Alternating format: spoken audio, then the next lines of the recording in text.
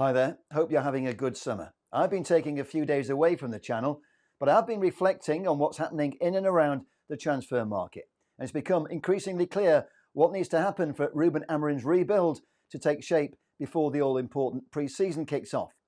Moving on players who aren't part of Ruben's plans is very much the key to United's transfer business, especially parting ways with three disruptive players in particular who've disrespected the football club and our fans.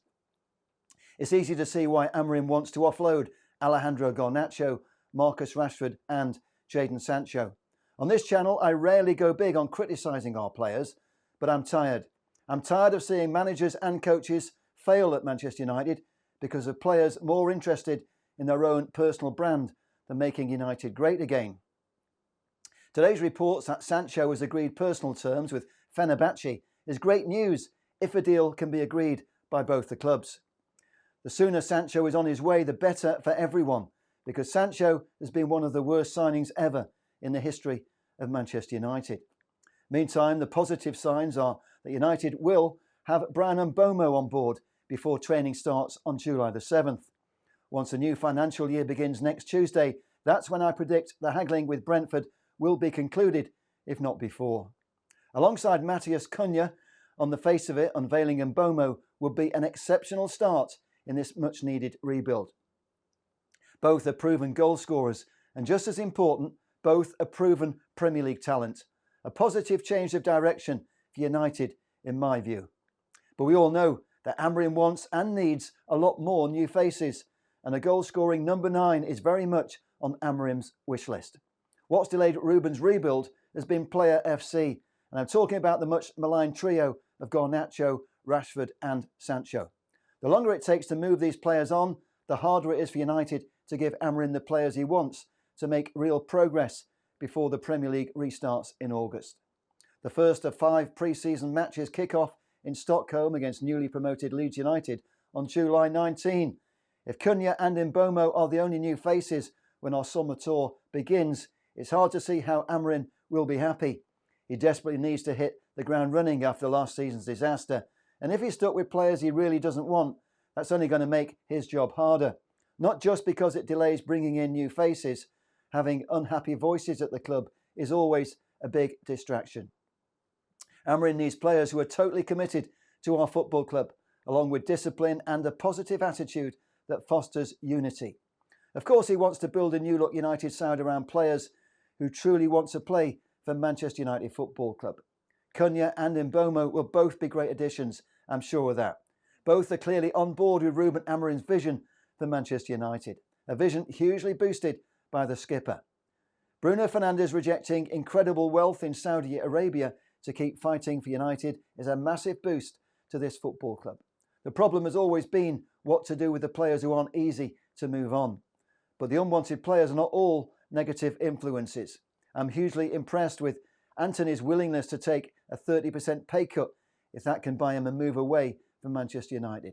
The Brazilian is not a bad player, he just isn't strong enough for the physicality of the Premier League, and it's not his fault the football club massively overpaid to sign him in the first place. I wish Antony the best of luck when he leaves United, and I think he's won the respect of many fans for the way he rebuilt his reputation on loan at Real Betis. Marcus Rashford, in contrast, has alienated United fans since making it crystal clear he wants a new challenge away from Old Trafford. Since his loan spell ended at Villa, he's been heavily flirting with Barcelona. But it's hard to see how the Spanish giants can afford to match Rashford's astronomical wages, even if he was top of their wish list, which I don't believe he is. With 3 years still left on his mega-bucks contract at United, Rashford is arguably the hardest player to move on. So what happens if there are no buyers and he's still here when the transfer window shuts?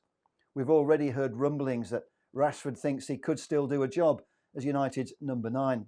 Personally, I can't see that happening while Amorim is in the hot seat. It's not just that Rashford doesn't fit into Ruben's plans, his presence is now seen as disruptive.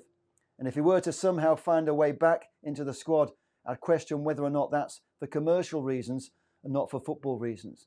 The fact you can still buy Rashford shirts in the mega store suggests there's still a remote chance of a way back for Marcus. In his favour, I do believe Rashford is driven by a desire to be part of England's World Cup squad next year. something he's not going to achieve if he can't find a new club and he's sidelined at Old Trafford.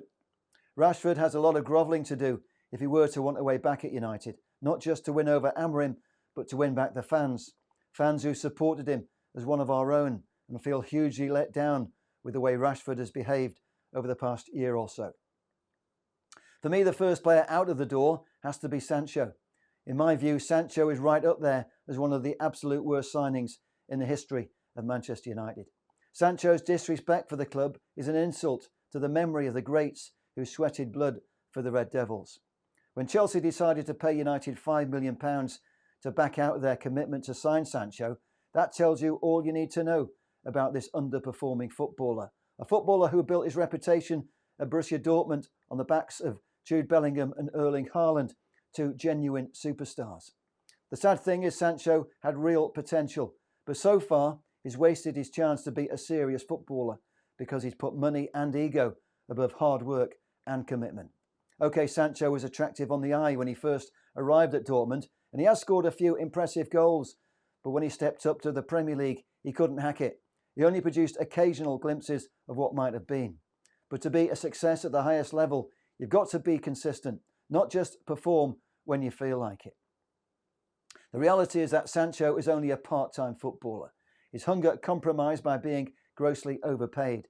There's absolutely no chance that Ruben Amorim has room for a passenger like Sancho, not if he's serious about fixing what's broken and bringing new standards of excellence back to Manchester United.